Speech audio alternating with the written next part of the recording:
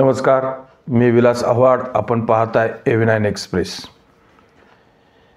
मित्रांनो, देशामध्ये सर्वोच्च स्थानी असलेली संस्था म्हणजे न्याय संस्था आणि न्याय संस्थेच्या पलीकडे देशामध्ये अशी कुठलीच संस्था नाही आहे की आपण सुप्रीम कोर्टाच्या किंवा न्याय संस्थेच्या निर्णयावर आपण काही आक्षेप घेऊ शकत नाही किंवा सुप्रीम कोर्टाने दिलेले निर्णय त्याच्या विरुद्ध आपण कुठेही दाद मागू शकत नाही.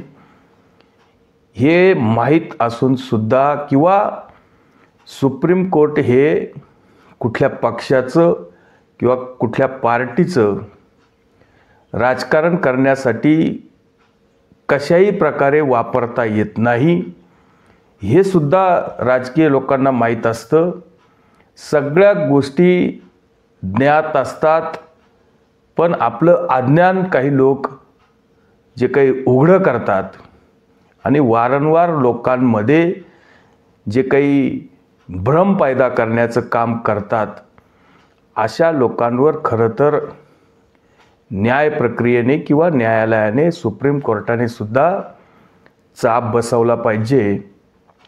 कारण वेगवेगळ्या प्रकारचे केसेस असतात, खटले असतात, याचिका असतात आणि त्याच्यावर सुप्रीम कोर्ट म्हणा किंवा हायकोर्ट म्हणा वेगवेगळ्या प्रकारच्या तारखा, वेगवेगळ्या प्रकारचे वर्डिंग, वेगवेगळ्या प्रकारचे निकाल किंवा तारीखवर तारीख अशा प्रकारचं हे सगळं प्रोसेस न्यायव्यवस्थेमध्ये मग अगदी लोअर कोर्ट असेल, जिल्हा कोर्ट असेल किंवा हायकोर्ट असेल, सुप्रीम कोर्ट असेल, या न्यायदानाच्या संदर्भात सातत्याने प्रोसेस चालू असते.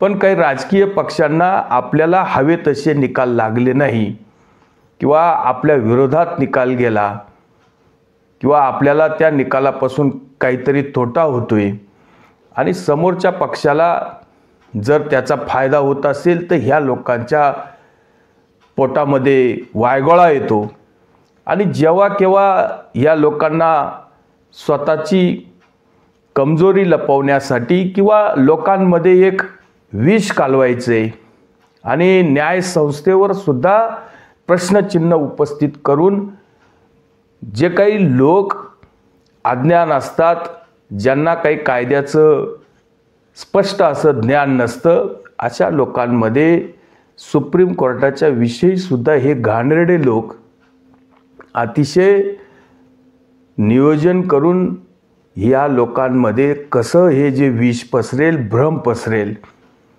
आणि मग लोकांना काय सांगायचं.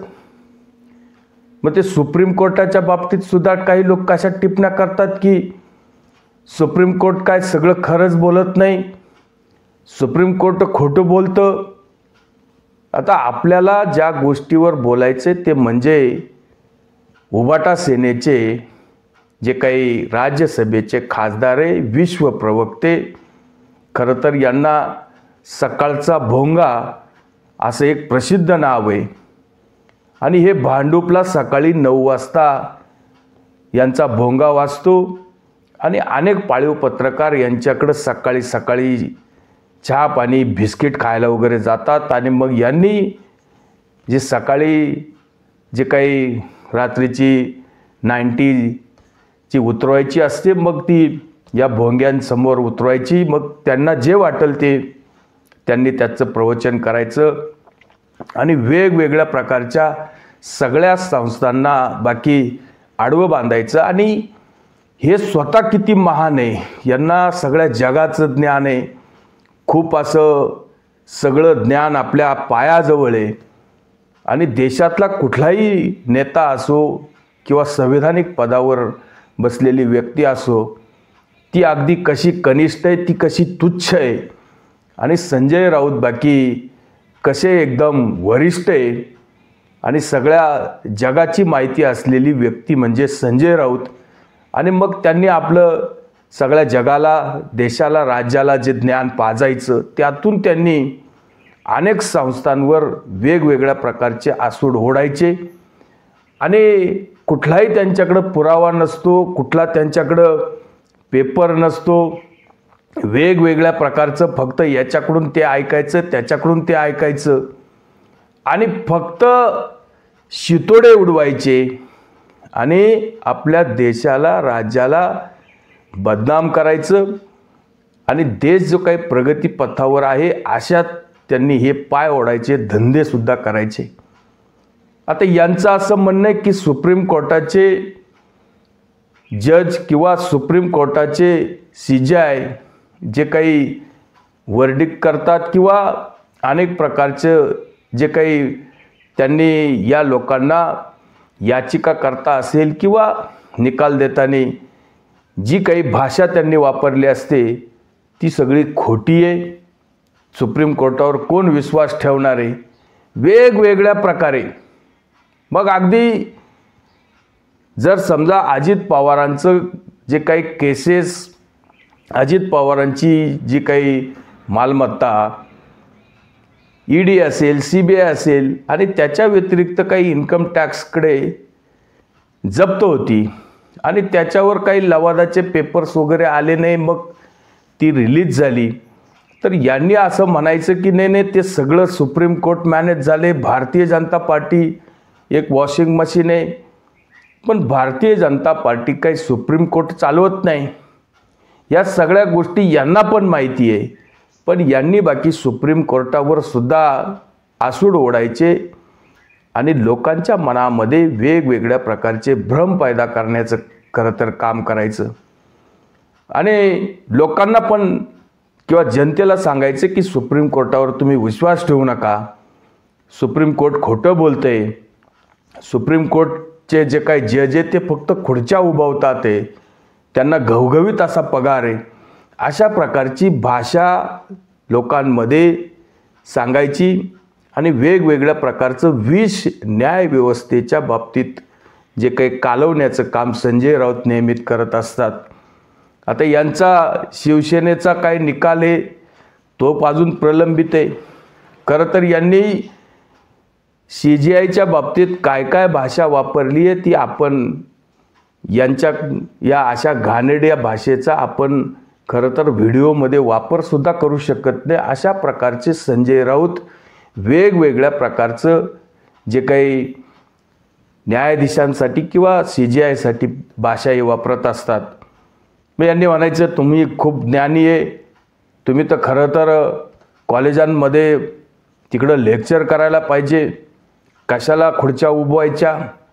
या अशा प्रकारचे यांचे जे काही रोज उठून सकाळचा भोंगा वाजतो याच्यामुळं देशामध्ये, राज्यामध्ये जे काही वातावरण विषारी होते आणि लोकांच्या मनामध्ये सुप्रीम कोर्ट असेल, हायकोर्ट असेल किंवा न्यायालय असेल यांच्या बाबतीत जनसामान्यांमध्ये जे काही विष घालून वातावरण कलुषित करण्याचं काम संजय राऊत करत असतात.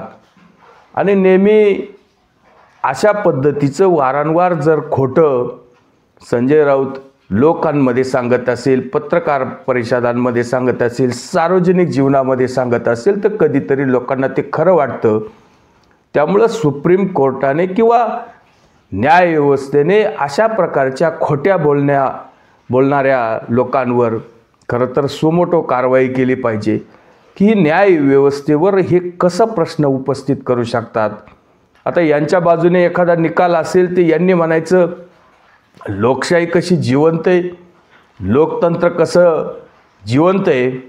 आणि कधीतरी यांच्या विरोधात जर निकाल लागला तर मग यांनी वाक्य म्हणायचं लोकशाही धोक्यात आहे, लोकतंत्र खतऱ्यात आहे.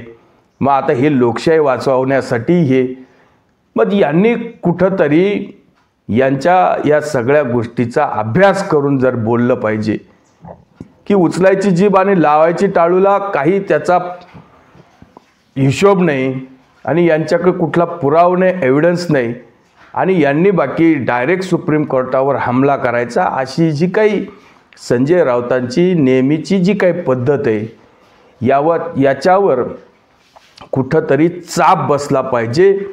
आणि कुठल्या तरी व्यवस्थेला आपण जे काही सर्वोच्च मानतो त्या व्यवस्थेवर अशा प्रकारच्या टिप्पण्या किंवा अशा प्रकारचे जे काही घाणेरडे यांचे जे काही आरोप आहे, यामुळं जी काही सर्वोच्च संस्था आहे सुप्रीम कोर्ट, आता आपण सुप्रीम कोर्टाच्या पलीकडं तर काही जाऊ शकत नाही, न्यायालयाच्या पलीकडं आपण काही जाऊ शकत नाही.